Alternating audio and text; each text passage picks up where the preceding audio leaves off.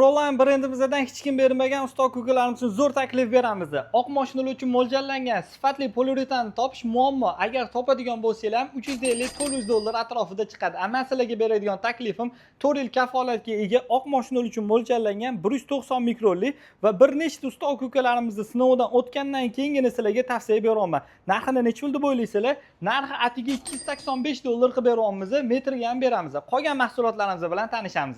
Poliuretan bruni plyonkalarimizni to'xtaladigan bo'lsak, 7 xil seriyamiz bor. Budjetli segmentdan tortib premium segmentgacha, ya'ni 3 yildan 8 yilgacha kafolatga ega bo'ladi. Undan tashqari panorama uchun mo'ljallangan poliuretan bruni plyonkalarimiz, qoraytirilgan 95% gacha son zashtasi bor. Undan tashqari labo bruni plyonkalarimiz, karbinsdan matviy glansiy laminatsiyalarimiz, undan tashqari ko'rib turganingizdek tonirovka instrumentlarimizning assortimenti bor.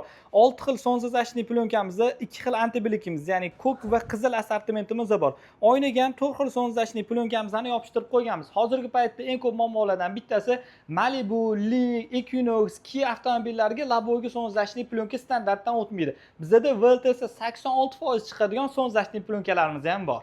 Tonirovkalarimizga to'xtaladigan bo'lsak, 6 xil seriyasi mavjud. Budjetnisidan tortib premiumgacha Nitrit RX seriyamizda 10 yil kafolatga ega qora attenkali sonsiz zashtasi 98% chiqadi. Undan tashqari assortimentimizga to'xtaladigan bo'lsak, eng nozik tabli ustoz ukalarimiz uchun ham olib kelib qo'yganmiz 281 xil instrumentimiz bor.